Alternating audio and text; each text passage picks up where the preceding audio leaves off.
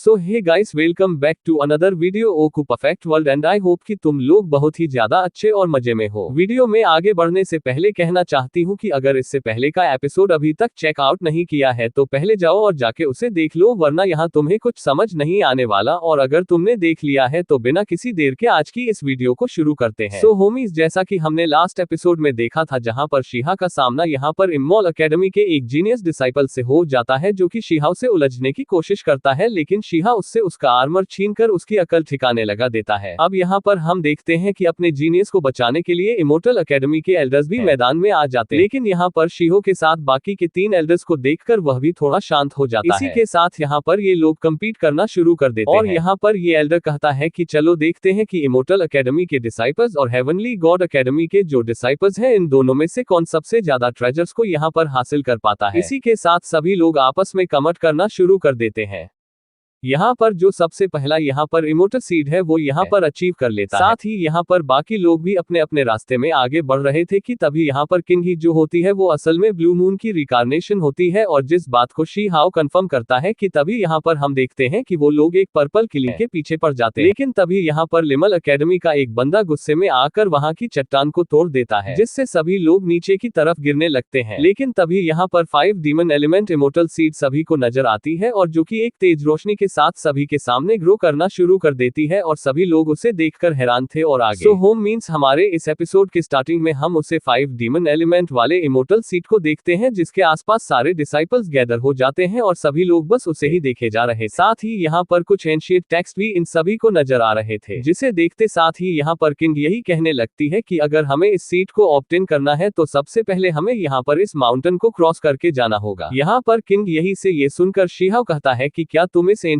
Text को समझ सकती हो, जिस पर किंग यही बताती है कि पूरी तरीके से तो नहीं लेकिन देख के अंदाजा लगा सकती। अब यहाँ पर हम एक बंदे को देखते हैं जो कि अपने साथी डिसाइपल से कहने लगता है कि गाइस चलो हम इस जो स्टोन से बने हुए दरवाजे हैं इसको तोड़ देते हैं और फिर इसके अंदर जो सीड है उसे ऑब्टेन करते हैं। यहाँ पर यह सुनते साथ ही कुछ डिसाइपल सीधा उस रॉ पर अटैक करना शुरू कर देते हैं और यहाँ पर एंट्रेंस पे जो गेट था उसे तोड़ने की कोशिश करते हैं कि तभी यहाँ पर हम एक बंदे को देखते हैं जो कि यहाँ पर अपने हेवली एंटार्ट नाम की एक टेक्निक का यूज करता है, जिससे यहाँ पर एक बहुत बड़ा सा जॉइंट बीस्ट आ जाता है। यहाँ पर हम देखते हैं कि वो अपने बीस्ट से भी उस गेट पर अटैक करता है, लेकिन कोई असर नहीं होता और साथ ही यहाँ पर डिसाइपल्स भी अपनी पावर का पूरा यूज करते हैं। लेकिन अफसोस की बात है कि यहाँ पर इनसे एक खरोच तक नहीं डाला जाता कि तभी हम यहाँ पर दोन को देखते हैं जो कि स्माइल करता है और यहाँ पर अपने ब्लड का यूज करते हुए उस वॉल को टच करता है, जिससे हम देखते हैं कि अचानक से उसकी जो ब्लड होती है जो कि एंशिएंट गोल्ड ब्लड होती है वो पूरी तरीके से उस गेट पर छा जाती है। मतलब कि वो पूरे गेट को ये अपने ब्लड से कवर करने लगता है कि तभी हम देखते हैं कि जैसे ही किंग ही ये नजारा देखती है तो वो कहती है कि गाइस मुझे कुछ ठीक नहीं लग रहा। लगता है कि जिस रास्ते की हम तलाश कर रहे हैं वो इस डोर के उस पार नहीं बल्कि यहाँ पर यह डोर तो शायद कोई ट्रैप है। कि तभी हम देखते हैं कि ब्लैक फॉग निकलता है और जिसके अंदर से हम बड़े बड़े हाथ को निकलता हुआ देखते हैं जो कि किसी बीस्ट के लग रहे। रेका जो सिल्वर वॉर गॉड था वो कहने लगता है कि दुगन क्या तुम हमें धोखा दे रहे हो। कि तभी हम देखते हैं कि दुगन भी स्माइल करता है और यहाँ पर एक एंशिएंट लैंग्वेज सभी को सुनाई देती है जिससे सभी के कानों में पेन होने लगता है। यहाँ पर हम देखते हैं कि जो सिल्वर वॉर गॉड होता है वो एक बैरियर से अपने दोस्तों को और खुद को बचा लेता है। कि तभी यहाँ पर जो दुगन होता है उसकी आंखों में एक अलग ही चमक थी और वो उस वॉइस को सुनते सते ही कहता है कि यह एंशिएंट रॉयल लैंग्वेज है जो कि सिर्फ मुझे पता है। इसी के साथ हम देखते हैं कि अचानक से इसकी बॉडी में एनर्जी ट्रांसफॉर्म होना शुरू हो जाती है, जिससे यहाँ पर दुबई उनका ट्रांसफॉर्मेशन देखने को मिलता है।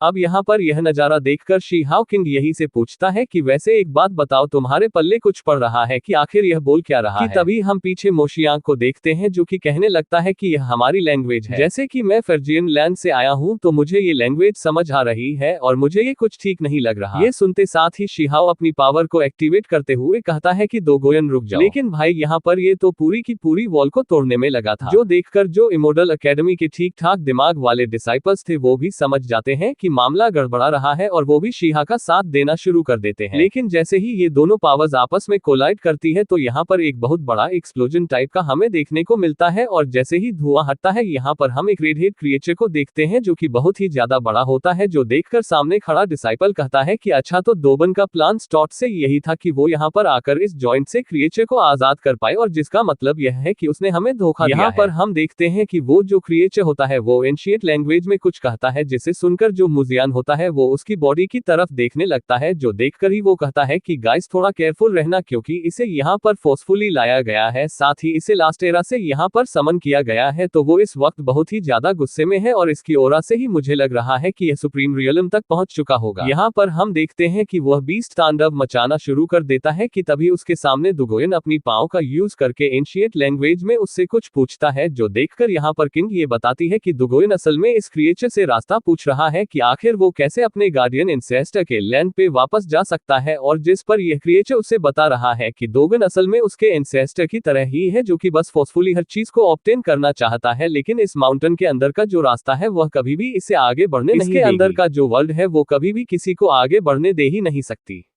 यहाँ पर यह सुनकर शहाव कहता है कि तुम ये कहना चाहती हो कि यहाँ पर एक और वर्ल्ड मौजूद है। यहाँ पर हम दोबन को देखते हैं जहाँ पर यह सारी बातें सुनकर उसका दिमाग खराब हो जाता है। वो कहता है कि तुम झूठ बोल रहे हो। इसी के साथ वो अपनी पावर केरा को रिलीज करते हुए कहता है कि फॉरजन लैंड वालों ने मुझसे प्रॉमिस किया है, आखिर तुम झूठ कैसे बोल सकते हो। इसी के साथ वो अपना स्पेयर बाहर निकालता है और कहता है कि रॉयल फैमिली ने मुझे बताया था कि जैसे ही मैं तुम्हें ढूंढ लूंगा तुम मुझे मेरे घर जाने का रास्ता बताओ। यहाँ पर वो उस पर अटैक के लिए रेडी हो जाता है, जो देखकर वो जो क्रिएचर था वो भी अपने एक जॉइंट से स्पेयर को यहाँ पे समन करते हुए कहता है कि तुम भी अपने एंसेस्टर की तरह बड़बोले हो, और फिर वो यहाँ पर उस पर अटैक कर देता है, जिससे हम देखते हैं कि जो भी डिसाइपल्स उस अटैक के चपेट में आते हैं वो सभी लोग यहाँ से डिसअपियर हो जाते हैं और कहने लगता है कि मेरे अंदर एंशिएंट रॉयल फैमिली का ब्लड है और मुझे हल्के में लेने की कोशिश तो बिल्कुल मत करना। यहाँ पर हम शीहाओ को देखते हैं जो कि यहाँ पर शील्ड बनाकर उसके अटैक को यहाँ पर डिसॉल्व कर देता है, और फिर वो बीस्ट कहता है कि तुम जैसे ऑर्डिनरी पीपल ये सोच भी कैसे सकते हैं कि मुझे एक्शन लेने पर मजबूर कर सके। जिसके बाद वो यहाँ पर कुछ डिसाइपल्स को अपने पास खींचकर उसे खाना शुरू कर देता है, जो देखकर यहाँ पर मिस वेंशी और जो थर्ड वॉर गॉड था वो भी उनकी मदद करता है। लेकिन भाई यहाँ पर यह डिसाइपल्स को मुंह में भर के कच्चा चबा जाता है और कहने लगता है कि वैसे एक बात तो कहना होगा, इस एरा के जो क्रिएचर है उनमें ज्यादा दम नहीं है। इसके बाद वो यहाँ पर एक फ्लैश अटैक करता है जिससे भाई मिस वेंशी का हाथ भी इंजर्ड हो जाता है। इसी के साथ वो बीस्ट आगे कहता है कि पर ना जाने क्यों यहाँ पर एक स्ट्रेंज सी लड़की है जो कि हमारे एंशिएंट रॉयल लैंग्वेज को समझ सकती है, और उसे देखकर ऐसा लगता है कि इस वर्ल्ड में आने के बाद जो मेरी पहली खुराक होगी उसके लिए वो